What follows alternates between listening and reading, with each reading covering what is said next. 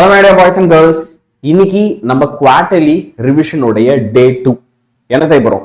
கைனமேட்டிக்ஸ்ல இருக்கிற exercise problem 18th ப்ராப்ளம்ல இருந்து rest of the problems எல்லாமே இன்னைக்கு இந்த வீடியோல பார்க்க போறோம். பசங்களா, இப்போ நான் சால்வ் பண்றது எல்லாமே ரொம்ப ரொம்ப இம்பார்ட்டன்டான ப்ராப்ளம்ஸ். நான் இந்த ப்ராப்ளம் சீரீஸ்ல இந்த டெய்லி சேலஞ்சில் சால்வ் பண்ற ப்ராப்ளம்லாம் டெய்லி என் கூட சேர்ந்து 5 ப்ராப்ளம் படிச்சிட்டேன்னா நான் நடத்துறதுல இருந்து தான் குவார்டர்லிக்கு ப்ராப்ளம் வரும். அது கேரண்டி. எழுதி வேணாலும் வச்சுக்க. நான் நடத்தாத ப்ராப்ளம் உனக்கு குவார்டர்லி எக்ஸாம்ல கேட்க மாட்டாங்க. ஸோ ரொம்ப ஈஸியா கம்பல்சரி கொஸ்டின்ஸ் அட்டன் பண்ணிடலாம். கிளாஸுக்கு போவோமா? இப்போ இங்க ஒரு கேள்வி இருக்கு பாரு.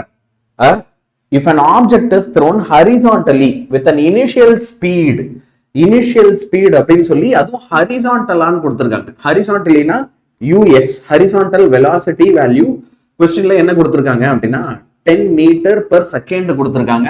from the top of a building of height வந்து என்ன கொடுத்திருக்காங்க அப்படின்னா 100 meter. so 100 meter heightல இருந்து நம்ம தூக்கி போறோம். what is the horizontal distance covered by the particle? இப்போ நம்மள என்ன கேக்குறாங்க, அது கவர் பண்ண horizontal distance அதாவது ரேஞ்ச் என்னவா இருக்கும்? சுத்தி வளைச்சு அவங்க கேக்குற கேள்வி என்னன்னா ரேஞ்ச் என்னவா இருக்கும் அப்படின்றதுதான். சரியா? இப்போ செம ஈஸி ப்ராப்ளம் இது. உங்களுக்கு ரேஞ்ச் உடைய ஃபார்முலா நம்ம புக்ல எப்படி தெரியுமா கொடுத்துருப்பாங்க. அஃப்கோர்ஸ் ரேஞ்சை பொறுத்த வரைக்கும் உனக்கு என்ன ஃபார்முலா ஞாபகம் வரும் அப்படின்னா u square sine 2θ divided by g. இது ஒரு ஃபார்முலா அப்படின்னு உங்க எல்லாருக்குமே ஞாபகம் வரும். ஆனா இப்ப இந்த ஃபார்முலா வச்சு நான் போடணும் அப்படின்னா இதுல θ வேல்யூ எனக்கு என்னன்னு தெரியணும். கொஸ்டின்ல இங்க இருந்து θ கொடுத்தாங்களா? கொடுக்கல. அப்ப இந்த ஃபார்முலா நான் யூஸ் பண்ண முடியாது. இதுக்கு இன்னொரு அல்டர்னேட் ஃபார்முலா இருக்கு. இது நம்ம புக்லயும் கொடுத்துருக்காங்க. என்ன பண்ணிருக்காங்க, இந்த அல்டர்னேட் ஃபார்முலா நம்மளோட டெக்ஸ்ட் புக்லயும் இருக்கு. அதை எழுதி வச்சுக்கோ. என்ன தெரியுமா? Range r is equal to horizontal velocity into time of flight. நீ டைம் ஆஃப் ஃபிளைட்டையும் ஹரிசான்டல் வெலாசிட்டியும் மல்டிப்ளை பண்ணனா உனக்கு ரேஞ்ச் தெரியும். ஆனா யான் சார் இந்த கொஸ்டின்ல டைம் ஆஃப் ஃபிளைட் எங்க கொடுத்துருக்காங்க? உங்க கண்ணுக்கு தெரியுதா? என் கண்ணுக்கு தெரியலையே அப்படின்னா மறைமுகமா கொடுத்துருக்காங்க. எப்படி மறைமுகமா கொடுத்திருக்காங்க நான் சொல்றேன். இப்போ ஒரு பொருள் மேல இருந்து கீழே விழுது. Okay, for a free falling body இல்ல பேசிக்கா thrown horizontally ஒரு பொருளை வந்து கொஸ்டின்ல கொடுத்திருக்க க்ளூவே அதான். நீ ஹரிசான்டலா தூக்கி போடுற அப்படின்னா அப்ப அதுக்கான டைம் ஆஃப் ஃபிளைட்டுக்கான ஃபார்முலா வந்து என்ன தெரியுமா? Root of 2h divided by g. அப்போ ஹைட் என்ன? 100 மீட்டரா? So 2 into 100 divided by g ஓட இடத்துல 9.8 போட்டுக்க. இது டைம் ஆஃப் ஃபிளைட். இப்போ ரேஞ்ச் கண்டுபிடிக்கணும் அப்படின்னா அப்ப நான் என்ன செஞ்சா போதும்? Range okay which is r is equal to இத வந்து இப்போ range I mean like horizontal velocity என்ன கொடுத்தாங்க? 10 இல்லையா? அப்போ 10 into root of 2 into 100 divided by 9.8 இப்படி எடுத்து சால்வ் பண்ணா போதும். இப்ப இதை சால்வ் பண்ணனா ஓகே உனக்கு ஆன்சர் வந்து 45.1 வரும் அப்படின்னு நினைக்கிறேன். சரியா? உனக்கு கிடைக்க போற ஆன்சர் வந்து என்ன அப்படின்னா so yes 45.1. யார் யாருக்கெல்லாம் இந்த 45.1 கிடைக்குது அப்படின்றத அழகா கால்குலேட் பண்ணி பார்த்துக்கோ. சரியா? சோ பேசிக் கதை வந்து என்னது? அப்போ ரேஞ்ச் உடைய formula u square sin 2θ. θ value தரல. அதனால நம்ம வந்து என்ன செய்யறோம்? Horizontal velocity into time. Horizontal velocity கொஸ்டின்லயே கொடுத்துட்டாங்க. டைம் தரல. டைமுக்கு root of 2h by g. அப்ப 2 into 100 divided by 9.8 போட்டு அதுக்கப்புறம் அதை எடுத்துன்னு வந்து 10 கூட மல்டிப்ளை பண்றோம். ஓகே, அப்ப சால்வ் பண்ணினா உனக்கு 45.1 ஆன்சர் வரும். First sum complete. இப்போ now we'll come back to second question. An object is executing uniform circular motion at an angular speed. Questionல வேற angular speed என்ன கொடுத்திருக்காங்க அப்படின்னு பார்த்தனா π/2 கொடுத்திருக்காங்க. சரியா? இங்க பாரு, angular speed வந்து π/2. so omega value π/2. அடுத்து இதோட யூனிட் வந்து என்ன அப்படின்னா ரேடியன் per செகண்ட்ல இருக்கு. ரெண்டு போட்டோம். இப்போ at time t is equal to 0 the object starts at an angle theta equal to 0. time 0 இருக்க பார்த்து theta ஓட value 0 degree. what is the angular displacement of the particle after 4 seconds? அப்போ time 4 செகண்ட்ஸா இருக்கும்போது அதே theta உடைய value என்ன? Time 0 இருக்க பார்த்து 0, டைம் 4 செகண்ட்ஸ் இருக்க பார்த்து இதோட வேல்யூ வந்து என்னவா இருக்கும் அப்படின்னு கேக்குறாங்க. நீ ரொம்பலாம் இந்த சம்முக்கு கஷ்டப்படாத, நான் உனக்கு ரொம்ப ஈஸியா அழகா ஃபார்முலா சொல்லித்தரேன். இப்போ உனக்கு கொஸ்டின்ல பேசிக்கா ஸ்பீடு கொடுத்துட்டாங்க, சரியா? அப்புறம் டைம் கொடுத்துட்டாங்க, டிஸ்பிளேஸ்மெண்ட் என்னன்னு கேக்குறாங்க. இப்போ யோசிச்சு பாரு, அப்ப எனக்கு டிஸ்பிளேஸ்மெண்ட் தீட்டாவோட வேல்யூ என்னன்னு தெரியணும்னா இந்த ஒமேகாவையும் டீயும் நான் மல்டிப்ளை பண்ணா வேலை முடிஞ்சது. Omega t theta equal to omega t ரெண்டுத்தையும் மல்டிப்ளை பண்ணா வேலை முடிஞ்சது. எப்படி அப்படின்னு தெரியல, எனக்கு புரியலையே அப்படின்னு சொல்றேன். வெலாசிட்டினா டிஸ்பிளேஸ்மெண்ட் பை டைம், ஆங்குலர் வெலாசிட்டினா ஆங்குலர் டிஸ்பிளேஸ்மெண்ட் பை டைம். மாத்தி எழுது அவ்வளவுதான். அப்ப டிஸ்பிளேஸ்மெண்ட்னா வெலாசிட்டி இன்டு டைம்னு எழுதுறியா, இங்க ஆங்குலர் டிஸ்பிளேஸ்மெண்ட் இன்டு டைம், அவ்வளவுதானே. ஜுஜுபி. இப்போ இதை எடுத்து எழுதுறியா, இதுல வேல்யூ சப்ஸ்டிட்யூட் பண்ணு.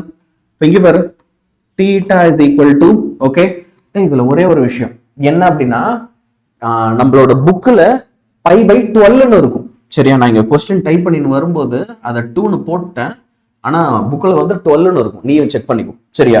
அப்ப இங்க நம்ம 12ன்னு போட்டுருவோம். Equal to pi by 12 into டைமோட வேல்யூ என்ன கொடுத்தாங்க, 4. அப்ப 4 இதுவும் கேன்சல் ஆச்சுன்னா 3. அப்ப theta is equal to pi by 3. பைனா 180 டிகிரி. ஸோ 180 டிகிரியை நான் 3ஆல டிவைட் பண்ணா 60 டிகிரின்னு ஆன்சர் வரும், சரியா? ஸோ தீட்டாவோட வேல்யூ வந்து என்னது, 60 டிகிரி. நீ ரெண்டு விதமா எழுதலாம். தீட்டா உடைய வேல்யூ பை பை 3 ரேடியன் அப்படின்னு எழுதலாம். அப்படி இல்லைன்னா தீட்டாவோட வேல்யூ 60 டிகிரின்னு எழுதலாம். ரெண்டுமே கரெக்ட் தான், ரெண்டுமே கரெக்ட் தான், சரியா? சோ இதை எடுத்து எழுதிரு. இப்போ அடுத்து தேர்ட் ப்ராப்ளம்க்கு வரும். The moon is orbiting Earth approximately once in 27 days. நம்ம நிலா வந்து என்ன செய்யுது, ஓகே, நம்ம பூமியை சுத்தி வருது. எவ்வளவு நாள்ல சுத்தி வருது அப்படின்னா 27 டேஸ்ல வந்து சுத்தி வருது. இப்போ நம்ம நிலா வந்து பூமியை ஒரு சர்க்குலர் பாத்துல சுத்தி வருது அப்படின்னு வச்சுப்போம். அப்போ ஒரு ஆங்குலர் டிஸ்பிளேஸ்மெண்டா பார்க்கும்போது, சரியா, உனக்கு நான் புரிய வைக்கிறேன். ஒரு ஆங்குலர் டிஸ்பிளேஸ்மெண்டா நம்ம இதை பார்க்கும்போது பூமியை நிலா சுத்தி வர்றது அப்படின்றது எப்படி இருக்கும் அப்படின்னா 360 டிகிரியில சுத்தி வரும், கரெக்டா? என்ன செய்ய போகுது, 360 டிகிரியில சுத்தி வர போகிறது. சாரி,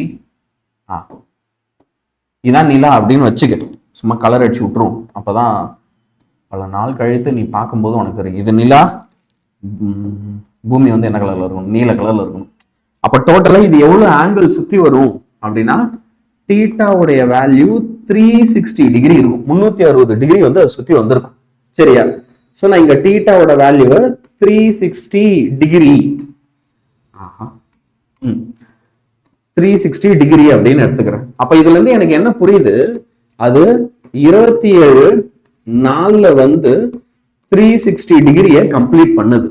அப்போ ஒரு நாள்ல அது எவ்வளவு கம்ப்ளீட் பண்ணும்னு எனக்கு தெரிஞ்சுக்கணும்னா இந்த 360 டிகிரிய நான் என்ன பண்ண வேண்டியிருக்கும் அப்படின்னா இந்த 27ஆல வந்து டிவைட் பண்ண வேண்டியிருக்கும், சரியா? அப்போ அப்படி நான் டிவைட் பண்றேன் அப்படின்னா 27 360 டிகிரி எனக்கு 13 டிகிரி 3 மினிட்ஸ் ஆன்சர் கிடைக்கும். நார்மல் டிவிஷன் பண்ணாலே போதும். 360 டிகிரியை 27ஆல வந்து 360 27ஆல டிவைட் பண்ணி வர ஆன்சரை எடுத்து எழுது, which is 13 டிகிரி 3 மினிட்ஸ். இதுதான் வந்து இங்க ஆன்சர், சரியா? இப்போ ஒன்ஸ் இது முடிச்சிட்டேன்னா சம்மம் அவ்வளவுதான், குட்டி சம் டக்குன்னு முடிஞ்சிடும். அடுத்தது வரும். an object of mass m has angular acceleration என்ன கொடுத்திருக்காங்க அப்படின்னா alpha is equal to 0.2 radian per second. what is the angular displacement covered? theta ஓட வேல்யூ என்ன அப்படின்னு கேக்குறாங்க. after 3 seconds, ஓகே, என்ன கொடுத்திருக்காங்க, after 3 seconds. assume that the object started with angle 0 with 0 angular velocity omega naught. initial angular velocity 0 அப்படின்னு சொல்லி நம்மள இங்க எடுத்துக்க சொல்றாங்க, சரியா? ரைட். இங்க நான் என்ன ஃபார்முலா யூஸ் பண்ணா கரெக்டா இருக்கும்? ஓகே, இப்போ எனக்கு கைனமேட்டிக் ஈக்குவேஷன்ஸ் ஆஃப் மோஷன்ல ஆங்குலர் வெலாசிட்டி கூட ரிலேட் பண்ணி, அதாவது ஆங்குலர் மோஷனுக்கு என்னென்ன ஃபார்முலாஸ் எல்லாம் இருக்கு அப்படின்றத பார்ப்போம், சரியா? Omega equal to omega naught plus alpha t, theta equal to omega naught into t plus half alpha t square. Next வந்து பாத்தீங்க அப்படின்னா omega square, omega square is equal to omega naught square plus 2 alpha theta. இது 3 formula இருக்குடா. இப்ப இது 3ல நான் எதை use பண்ணலான்னு பார்த்தா எனக்கு ஒமேகா நாட்டோட வேல்யூ 0ன்னு கொஸ்டின்லயே கன்ஃபார்மா தெரிஞ்சிடுச்சு. டைம் தெரிஞ்சிடுச்சு, ஆல்பா தெரிஞ்சிடுச்சு. டைம், ஆல்பா, ஒமேகா நாட் இது 3மே இருக்கிற மாதிரி ஒரே ஒரு ஃபார்முலா தான் இருக்கு. இதான் ஒமேகா நாட் இருக்கு, டைம் இருக்கு, ஆல்பா இருக்கு, எல்லாமே இருக்கு. அப்ப இந்த ஃபார்முலா வச்சு நான் ரெண்டாவது ஃபார்முலா வச்சு யூஸ் பண்ணலாம். ஸோ இப்போ இங்க பாரு தீட்டா இஸ் ஈக்குவல் டு, நான் இந்த ஃபார்முலா தான் யூஸ் பண்ண போறேன். Omega naught into t plus half alpha t square. Omega நாட்டுக்கு 0 போட்டுக்கோ. இப்போ 0 இன்டூ டி, டீயோட வேல்யூ கொஸ்டின்ல என்ன கொடுத்தாங்க, அது எதுவும் தானே 0 ஆயிடும், அது வேற கதை. பட் சும்மா சப்ஸ்டிட் பண்றேன். 3 பிளஸ் 1/2 ஆல்பா என்ன கொடுத்தாங்க 0.2. அப்போ 0.2 டைமுக்கு மறுபடியும் 3 ஸ்கொயர். அப்போ தீட்டா ஈக்குவல் டு பாரு இங்க 2 இருக்கு, இங்க 0.2 இருக்கு, மல்டிப்ளை பண்ணா 0.1. ஸோ 0.1 இன்டூ 9 அப்படின்னு கிடைக்கும். அப்போ நான் ஃபர்ஸ்ட் என்ன செய்ய போறேன், இதோட வேல்யூவை 0.9 ரேடியன் அப்படின்னு எடுத்து எழுத போறோம். எனக்கு ஆன்சர் வந்து இங்க 0.9 ரேடியன்ல கிடைச்சிருக்கு. சரியா? இப்ப இங்க கிடைச்ச ஆன்சரை நான் வந்து இங்க என்ன செய்ய போறேன் அப்படின்னா டிகிரிக்கு மாத்துறேன். எப்படி ஆன்சர் டிகிரிக்கு மாத்தலாம்? இங்க பாரு, உனக்கு தெரியாதுன்னா இங்க எழுதி போடுறேன்.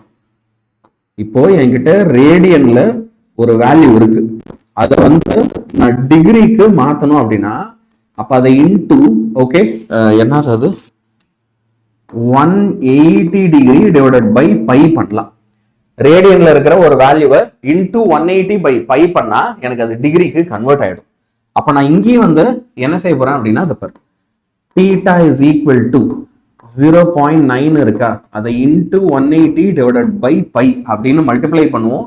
பைனா நீ 180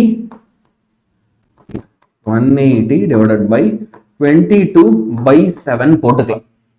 என்ன செய்யலாம், இந்த மாதிரி எங்க இந்த வேல்யூ வருதோ 22/7 அப்படின்னு போட்டுக்கலாம். அப்படி போட்டுட்டேன்னா உனக்கு வரப்போற ஆன்சர் 51 டிகிரி 5 மினிட்ஸ்னு ஃபைனலா ஆன்சர் கிடைக்கும். சரியா? So that's it. நீ ஆன்சரை வந்து அழகா எடுத்து எழுதிடலாம். ஆக்சுவலா எழுதும்போது ஒரே ஒரு சின்ன விஷயம், 51.5 டிகிரின்னு எடுத்து எழுது, மினிட்னு போட்டேன். நம்ம அப்படியே டிவைட் பண்றோம், அப்படியே இந்த வேல்யூவை டிவைட் பண்ணி எடுத்து எழுதுறோம். சரியா? ஸோ 51.5 டிகிரி அப்படின்னு சொல்லி ஆன்சர் எடுத்து எழுது. அவ்வளவுதான்டா, ஜாப் டன். 4 ப்ராப்ளம் நம்ம டக்குன்னு என்ன பண்ணியாச்சு, நச்சுன்னு சால்வ் பண்ணியாச்சு. ஓகே, அந்த கன்வர்ஷனும் வச்சுக்கோ, இதை ஞாபகம் வச்சுக்கோ. எப்பயுமே டிகிரியில இருக்கிறது, ஓகே, அதாவது ரேடியன்ல இருக்கிறத டிகிரியா மாத்தணும்னா அப்ப இன்டூ 180 பை பை, பைக்கு 22/7 சப்ஸ்டியூட் பண்ணலாம். இப்போ final problem for the day வரும். இங்க வந்து பாத்தீங்கன்னா நமக்கு ஒரு ரிலேஷன் கொடுத்துருக்காங்க. என்ன அப்படின்னா, if a unit vector is represented by அப்படின்னு ஒரு ஈக்குவேஷன் கொடுத்துருக்காங்க. 0.5 i cap plus 0.8 j cap minus c k capனு ஒரு ரிலேஷன் இருக்கு. ஒரு பேச்சுக்கு நான் வந்து இதை என்ன செய்யறேன், இங்க a வெக்டார் அப்படின்னு எடுத்துக்கிறேன். இது வந்து கொஸ்டின்ல என்ன சொல்றாங்க, ஒரு யூனிட் வெக்டார் அப்படின்னு சொல்றாங்க. c வேல்யூ, அந்த c உடைய வேல்யூ என்னவா இருக்கும் கண்டுபிடின்றாங்க. ஃபர்ஸ்ட் நம்ம என்ன செய்யலாம், இந்த a வெக்டாருடைய மேக்னிடியூட கண்டுபிடிக்கலாம். சரியா? அப்ப a வெக்டாரோட மேக்னிடியூட் வந்து ஃபார்முலா என்னது, இந்த பாரு 0.5 whole square plus 0.8 whole square minus இல்ல பிளஸ் சி ஸ்கொயர். எப்படி இருந்தாலும் மைனஸ் ஸ்கொயர் பண்ணும்போது பிளஸ் மாறிடும், அதனால நான் அதை போடல. சரியா? இப்ப நான் ஃபர்ஸ்ட் இங்க வந்து என்ன செய்யறேன், ஐ எம் ஃபைண்டிங் மேக்னிடியூட். சரியா? ஃபர்ஸ்ட் நம்ம இங்க செய்யறது ஃபைண்டிங் மேக்னிடியூட் கண்டுபிடிக்கிறோம். ஏன் ஆன்சர் மேக்னிடியூட் கண்டுபிடிக்கிறோம், அதுக்கு ஒரு முக்கியமான காரணம் இருக்கு. ஏன் அப்படின்னா, இப்போ இது உனக்கு கொஸ்டின்ல வந்து என்ன சொல்லிட்டாங்க, யூனிட் வெக்டார் அப்படின்னு சொல்லிட்டாங்க. சோ இஃப் இது ஒரு யூனிட் வெக்டாரா இருந்தா அப்ப இந்த ஏ வெக்டாரோடைய மேக்னிடியூட் எதுக்கு ஈக்குவலா இருக்கும்னா 1க்கு ஈக்குவலா இருக்கும். அதனாலதான் அது பேரே யூனிட் வெக்டார். 1க்கு ஈக்குவலா இருக்கிறதுனால தான் யூனிட் வெக்டார்னு சொல்றோம். சரியா? சோ நம்ம வந்து என்ன செய்ய போறோம், இப்ப இந்த இடத்துல இதை பாரு 1, இந்த இடத்துல 1 இஸ் ஈக்குவல் டு, இப்போ அப்படியே root of 0.25 plus 0.64 plus C square அப்படின்னு கண்டுபிடிக்கிறோம். ரெண்டு பக்கமும் ஸ்கொயர் பண்ணும். சரியா? இந்த டேர்மை எடுத்து நம்ம ரெண்டு பக்கமும் என்ன செய்யலாம், ஸ்கொயர் பண்ணலாம். அப்ப என்ன ஆகுது அப்படின்னு பார்ப்போம். Squaring on both sides. அப்படி ஸ்கொயர் பண்ணும்போது என்ன ஆகும்னா 1 square is equal to 0.25 plus 0.64 plus C square. இது ரெண்டுத்தையும் ஆட் பண்ணு. அப்போ 1 square is equal to 0.89 plus C square. 1னா அதே தான், 1 minus 0.89 equal to c square. So 0.11 equal to c square. So c உடைய value root of 0.11 இருக்கும். அதோட விட்டுரு போதும். சரியா? அப்போ இந்த क्वेश्चनக்கு இதுதான் கரெக்டான ஆன்சர். இது வந்து என்ன தெரியுமா? It's a neat problem. இப்போ நான் உனக்கு இங்க சால்வ் பண்ணி கொடுத்திருக்கிறது ஒரு need based question. இது நம்ம புக்ல இருக்காது.